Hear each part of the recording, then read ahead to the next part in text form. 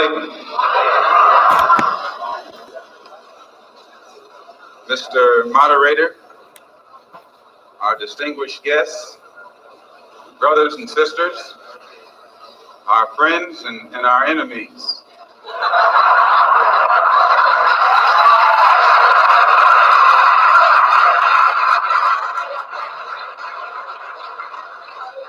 Everybody is here. As many of you know, last March, when it was announced that I was no longer in the Black Muslim movement, it was pointed out that it was my intention to work among the 22 million non-Muslim Afro-Americans and to try and form some type of organization or create a situation where the young people, our young people, the students and others, could study the problems of our people for a period of time and then come up with a new analysis and give us some new ideas and some new suggestions as to how to approach a problem that too many other people had been playing around with for too long. And that we would have some kind of meeting and determine at a later date whether to form a black nationalist party or a black nationalist army.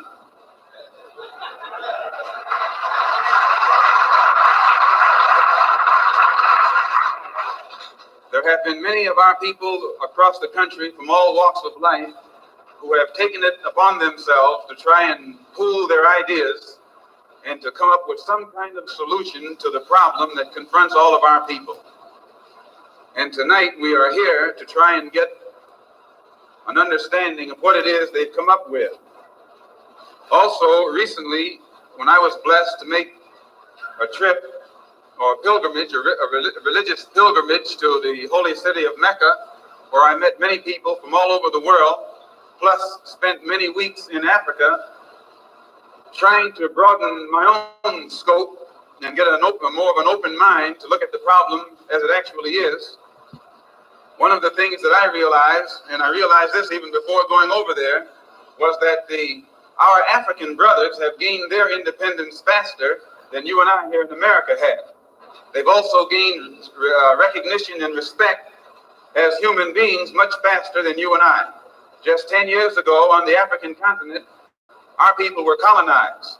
They were suffering all forms of colonization, oppression, exploitation, degradation, humiliation, discrimination, and every other kind of Asian. And in a short time, they have gained more independence, more recognition, more respect as human beings than you and I have. And you and I live in a country which is supposed to be the citadel of education, freedom, justice, democracy, and all of those other pretty sounding words. So it was our intention to try and find out what was our African brothers doing to get results so that you and I could study what they had done and perhaps gain from that study or benefit from their experiences. And my traveling over there was designed to help to find out how. One of the first things that the independent African nations did was to form an organization called the Organization of African Unity. The purpose of our Organization of Afro-American Unity, which has the same aim and objective, to fight whoever gets in our way.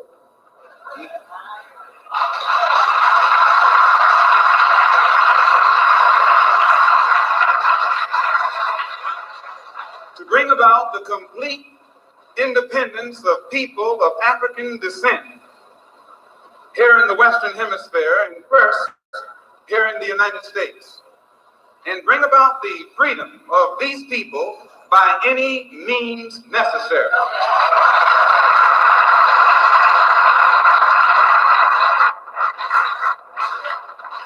That's our motto.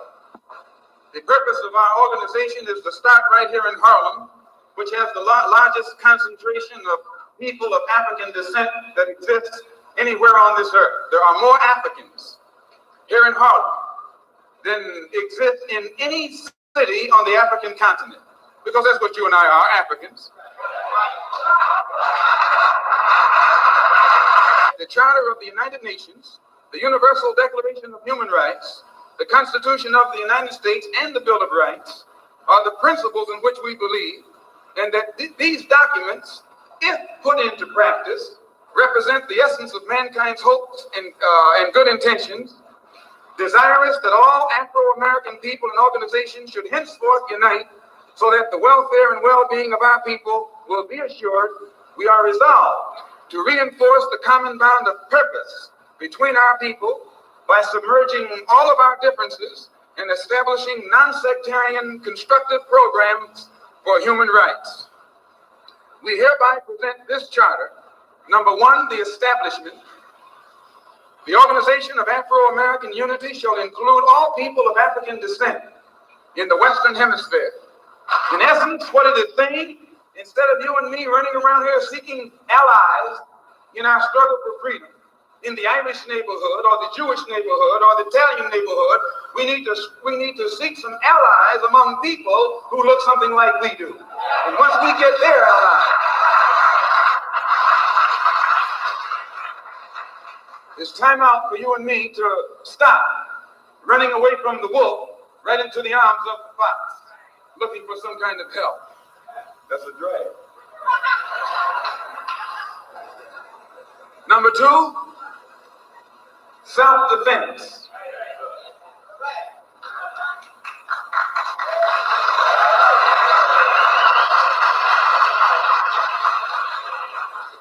Since self-preservation is the first law of nature, we assert the Afro-Americans' right to self-defense. The Constitution of the United States of America clearly affirms the right of every American citizen to bear arms. And as Americans, we will not give up a single right guaranteed under the Constitution. The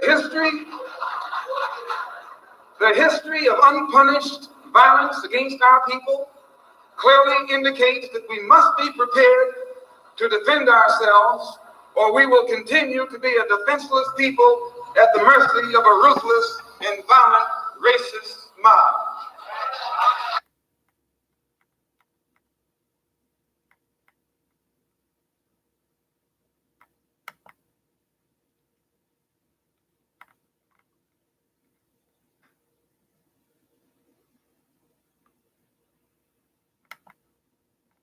Malcolm X. Sir, what's the real reason why you two men split? Is it merely ideological, or is it personality? What else? Probably personality. It was not the statement that originally was given by the movement when we split. More personality than anything else. You've called people like Martin Luther King, who just got a Nobel Peace Prize, an Uncle Tom. Is this correct? First? Well, I'd rather say that in the States, there's a law that has recently been passed, or a decision handed down by the court, where if you call someone an Uncle Tom, they can sue you for libel. Well, so I never refer to them as Uncle Tom. I would say that Uncle Martin is my friend. Uncle Martin is your friend, yet you would disagree with his approach to what he wants to accomplish. Definitely. If his approach would bring about what the black man in America needs to completely eliminate the problem that we have, I would say well and good. But I very much doubt that anyone who adopts the approach that Martin Luther King has been teaching to our people in that country can point to any meaningful gains that has actually served to solve the problem. Black Muslims have sometimes, whether you have or not, and I think probably you have sometimes, it seemed to me, been preaching hate to meet hate. I don't advocate any kind of hate. There's a lot of talk that sounds very much like it. No, I think that the guilt complex of the American white man is so profound until when you begin to analyze the real condition of the black man in America, instead of the American white man eliminating the causes that create that condition, he tries to cover it up by accusing his accusers of teaching hate. But actually, they're just exposing him for being responsible for what exists. Well, that's something of an argument, but I've heard speeches made by some of the people of your group. I think I've heard you make speeches. It seemed to me that you were advocating what I would have to describe, I think, as violence to meet the serious injuries that have been done your people, with which I totally agree. I don't call that violence. I don't in any way encourage black people to go out and initiate acts of aggression indiscriminately against whites. But I do believe that the black man in the United States and any human being anywhere is well within his right to do whatever is necessary by any means necessary to protect his life and property, especially in a country where the federal government itself has proven that it is either unable or unwilling to protect the lives and property of those human beings. Just before Pierre takes it, you've got a pretty good fighter in the world's heavyweight champion lined up with you to help out. Yes, Pierre. Well, Mr. X, I guess I call you that. Is that the proper appellation, Yes. Mr. X? I'm wondering if you still believe, as I think you certainly did at the time you were allied to the Black Muslim movement, in a segregated black nation in No, North America. I don't believe in any form of segregation or any form of racism. I'm against any form of segregation and against racism. Am I right in saying that the Black Muslim movement, which you have left, did believe in that? Well, Elijah Muhammad taught his followers that the only solution was a separate state for black people. And as long as I thought he genuinely believed that himself, I believed in him and believed in his solution. But when I began to doubt that he himself believed that that was feasible, and I saw no kind of action designed to bring it into existence or bring it about, then I turned in a different direction. Are you still a Muslim yourself? Oh, yes. I'm a Muslim. I believe in the religion of Islam, which believes in brotherhood, complete brotherhood of all people. But at the same time that I believe in this brotherhood, I don't believe in forcing my desire for brotherhood upon those who aren't willing to accept it. Of course, I think the Christians would say that they also believed in brotherhood. What did you say to that? I'd say they believe in it, but don't practice it. That'd be a pretty good answer. Sir, when the muezzin goes up in the minaret twice a day, he cries to the world, there is but one God, and he is Allah. Do you deny that there is a Christian God? The muezzin does this 5 times a day. 5 times, and I only heard him twice. Well, you were fortunate to hear him twice. But he does this 5 times a day, and the same God that he says that he expresses the existence of is the God that the Christians profess to believe in themselves, and the God that the Jews believe in. One God, the creator of the universe. The Muslims believe in the God that created the universe, and I think the Christians do, and the Jews do. Now, as long as all of them are talking about the creator, the Jews may call him Jehovah, and Christians may have another name for him. Those who are Arabic speaking refer to him as Allah. Well, we believe in the same God. Now, as the Muslim religion advances in the United States, are you modernizing it or sticking with the old faiths? For example, the complete segregation of the sexes. I think that everything today on this earth is being modernized. Religious principles and practices, as well as political and other things.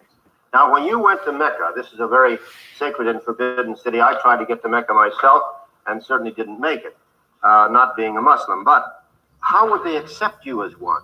You're an American. There are few American Muslims. This is true. And by being an American and not having not being able to speak the Arabic language, I did strike a snag, a very serious snag. But I was fortunate to have been pretty well known by the officials in Arabia, and they knew too that I had accepted Orthodox Islam. It had been highly publicized in the paper, and I became a guest of the state. I was a guest of Prince Faisal, the present King Faisal, and they made it possible for me to go before the committee, Hajj committee or Hajj court, who examines you and asks you questions about your belief, and if you pass it, then you are okay to go to Mecca. But it's You would true. have to have a translator there. I had one. Yeah, Betty? Mr. X, since you're split with the Black Muslim movement, have you formed your own group?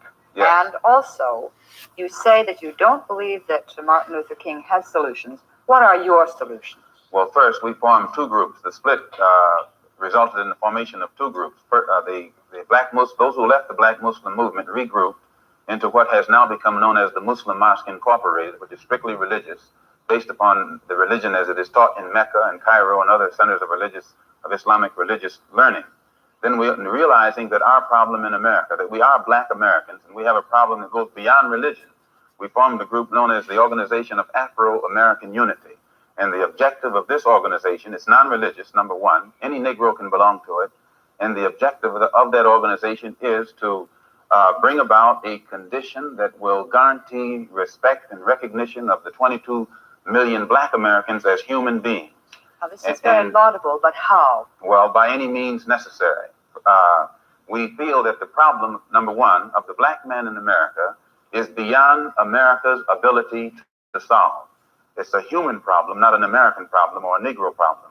And as a human problem or a world problem, we feel that it should be taken out of the jurisdiction of the United States government and the United States courts and taken into the United Nations in the same manner that the problems of the black man in South Africa, Angola, and other parts of the world, and even the way they're trying to bring the problems of the Jews in Russia into the United Nations because of violation of human rights.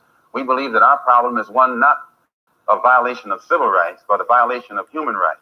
Not only are we denied the right to be a citizen in the United States, we're denied the right to be a human being. Mr. X, may I thank you very much for coming on our program and perhaps clearing away some of the cobwebs of misconception that some of us might have had about your belief. And I think you're a very sincere man, and it takes a lot of courage to admit a former belief is wrong, and we congratulate you for that and the service you performed tonight in giving us your views. Thank you so much. Thank you. Malcolm X.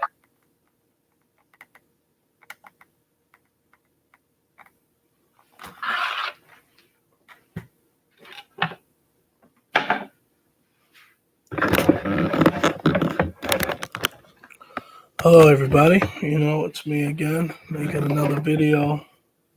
I'm just going to say this before I read about my brother over here, Mr. Malcolm X, is that honestly, between you and I could hear him speak all day. Because to me, the problems are still going on today, almost 2020. Okay? And the black man is still confused, and black woman. We're still confused. We're still not dating as much as we used to. Hey, I'm guilty of it just as well, so I'm not trying to sound hypocritical. Our minds have been screwed up. So this is Malcolm X, was born Malcolm Little on May 19th, 1925 in Omaha, Nebraska. His mother, Louise Norton Little, was a homemaker occupied with the family's 8 children. His father, Earl Little, was an unspoken Baptist minister, an avid supporter of black nationalist leader Marcus Garvey. It says Earl's civil rights activism prompted death threats from the white supremacist organization Black Legions, forcing the family to relocate twice before Malcolm's 4th birthday. So regardless of Little's effort to elude the Legion, in 1929, their Lansing, Michigan home was burned to the ground. 2 years later, Earl's body was found laying across the town's trolley tracks. I wonder why. Police ruled both incidents as accidents. Of course they did, because again, they've always thought the black man is beneath everybody and a piece of shit, and that's how it's always been in history. Okay, so I don't care what anybody has to say. This is police ruled both incidents as accidents, but the Littles were certain that the members of the Black Legion were responsible. Louise suffered emotional breakdown several years after the death of her husband and was committed to a mental institution. Her children were split up amongst various foster homes and orphanages. Eventually, Malcolm and his buddy, Malcolm Shorty Jarvis, moved back to Boston.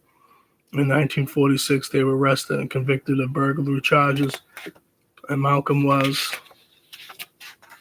sentenced to 10 years in prison. He was paroled after 7 years. Recalling his days in school, he used the time to further his education. It was during this period of self-enlightenment that Malcolm's brother Reginald would visit and discuss his recent conversion to the Muslim region. Reginald belonged to the religious organization, the Nation of Islam. This is intrigued. Malcolm began to study the teachings of NOI leader Elijah Muhammad. This is Muhammad taught that white society actively worked to keep African Americans from empowering themselves and achieve political, economic, and social success. This is among other goals. The NOI fought for the state of their own, separate from one inhabited by white people.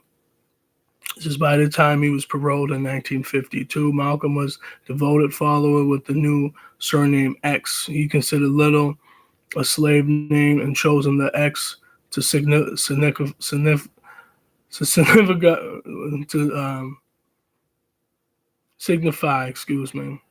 his lost tribal name. Sorry about that. Says intelligent and articulate, Malcolm was appointed as a minister, national spokesman for the Nation of Islam. It says Elijah Muhammad also charged him with establishing new mosque in cities such as Detroit, Michigan, and Harlem, New York. Malcolm utilized newspapers, columns, as well as radio and television to communicate the NOI's message across the United States. His charisma, drive, and conviction attracted astounding numbers of new members, as Malcolm was largely credited with increasing members in the NOI from 500 in 1952 to 30,000 in 1963. This is the crowd and controversy surrounding Malcolm's made him a media magnet. He was featured in week-long television specials with Mike Wallace in 1959 called The Hate That Hate Produced. The program explored the fundamentals of the NOI and tracked Malcolm's emergence as one of the most important leaders. After the special, Malcolm was forced with the uncomfortable reality that his fame has eclipsed that of his mentor, Elijah Muhammad. Since Malcolm's vivid personality had captured the government's attention as a member, and the NOI continued to grow, FBI agents infiltrated the organization. One even acted as Malcolm's bodyguard and secretly placed bugs, wiretaps, cameras, and other surveillance equipment to monitor the group's activity. As Malcolm Faith was dealt a crushing blow at the height of his civil rights movement in 1963, he learned that his mentor and leader, Elijah Muhammad, was secretly having relations with as many as 6 women within the Nation of Islam organization. As if that was not enough, Malcolm found out that some of these relationships have resulted in children. Since joining the NOI, Malcolm has strictly altered to the teachings of Muhammad, which included remaining celibate until his marriage to Betty Shabazz in 1958. Malcolm refused Muhammad's request to help cover up the affairs and the children. He was deeply hurt by the deception of Muhammad, whom he had considered a living prophet. So Malcolm also felt guilty about the masses that he had led to join the NOI, which he now felt he was a fraudulent organization built on too many lies to ignore.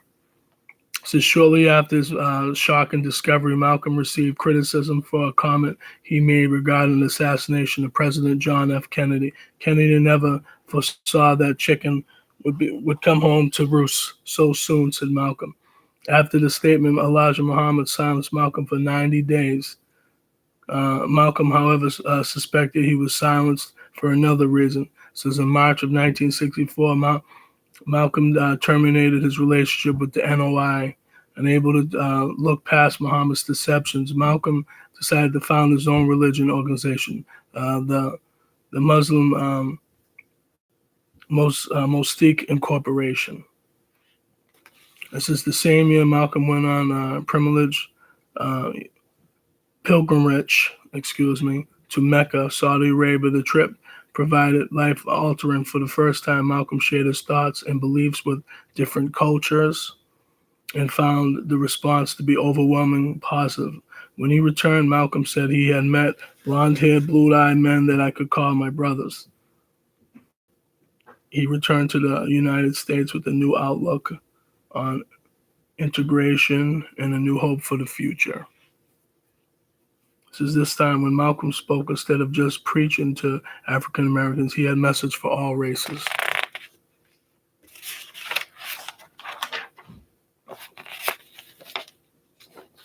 This is after Malcolm resigned his position at the Nation of Islam and renounced Elijah Muhammad's relationships between the two had become increasingly volatile. Says FBI informants working undercover and NOI warned officials that Malcolm had been marked for assassination. One undercover officer had been ordered to help plant a bomb in Malcolm's car. After repeated attempts on his life, Malcolm rarely visited anywhere without bodyguards. On February 14, 1965, the home where Malcolm, Betty, and their 4 daughters lived in East Elmhurst, New York, was firebombed. Luckily, the family escaped the physical injuries. Just 1 week later, however, Malcolm's enemies were successful in their ruthless attempts after speaking engagement in the Manhattan's Audubon Ballroom on February 21st, 1965. 3 gunmen rushed to Malcolm's on stage. They shot him 15 times at close range. The 39-year-old was pronounced dead on arrival at the New York Columbia Presbyterian Hospital. Says 1,500 people attended Malcolm's funeral in Harlem on February 27th, 1965 at the Faith Temple Church of God in Christ, now Child's Memorial Temple Church of God in Christ. After the ceremony, friends took the shovels away from the waiting gravediggers and buried Malcolm's themselves. Later that year, Betty gave birth to twin daughters. So Malcolm's assassination, Talmadge Hayer, Norman 3 times Butler, and Thomas 15 times Johnson were convicted of first-degree murder in March of 1966. The 3 men were all members of the Nation of Islam. So the legacy of Malcolm X has moved throughout generations as the subject of numerous documentaries, books, and movies. A tremendous resurgence of interest occurred in 1992 when director Spike Lee released the acclaimed movie Malcolm X. The film received Oscar nominations for Best Actor Denzel Washington and Best Costume Design. So again, I could watch Malcolm X, that movie that Denzel played him. Unbelievable performance. But again, it's a damn shame. I could hear Malcolm X speak all day, and I watched a lot of his videos on YouTube. And I just had to make a video to, you know what I mean, even though he's been gone a long time. You know what I'm saying? But still, it's just the fact that I really wish, you know, to me, he's our first black president, our real black president. People call Obama our first, you know, even though Obama's biracial. But I consider Malcolm X my president, because if he was alive and well and he continued to do what he was going to do, he was going to expose a lot of these devils in the NOI. He's exposed some of the people in the government. He was going to expose a lot of things. But see, unfortunately, when you have the truth, people don't like the truth. They like you to lie and shuck and jive like they're doing, or push agendas like they're doing right now. So again, Elijah Muhammad, you know, it's like, I'm sure he's the one that, set up the whole situation, because he didn't like the way that Malcolm denounced, you know, his behavior, you know, by doing all that. But you know what, though? I'm sure he got his, Elijah Muhammad. So again, even though I listen to Farrakhan, and Farrakhan is cool, and he has a lot of jewels that he drops for us as black people, but again, he was under his teaching, Elijah Muhammad's teaching. But again, I respect Farrakhan for what he's done, regardless, good or bad, whatever. But I wanted to make a video. I wanted to say rest in power to my brother, Malcolm X, even though I never met him, wasn't even born in that era in the 60s. But again, to me, he should have, you know, he's like my president, because again, he was so powerful speaker, and you believed every word that he said, and he meant it. I'm sure he did. I'm sure that in his 39 years of living, I'm sure when he was doing those speeches, I'm sure he was meaning every word that he meant. You can't have that today. You can't have, imagine if you had tried to have a Malcolm X today. he would have been dead just as well. You know what I'm saying? They don't like truth tellers, man. The government, the people, and these jobs, the people in the life, they say they want the truth. But you know what the problem is? When you give somebody the raw truth, they don't like it. That's all of us. We all have done it. Myself, who's ever watched his videos, who's ever done what in this life? They say they want the truth, but do they really want the truth? I don't think so. But I want to say again, thank you for anybody that's watched any of my YouTube channels. I know this is a lot longer, but had to play my brother. I was thinking about Malcolm X today. I just was thinking about that. So everybody feel free to watch my YouTube channel. Type in my name, Russell Mills, RUSSELLMILLS, May 22nd, 2017. My first video is Why Black People Settle for Less. Feel free to spread the word. Take care, everybody. God bless. Peace.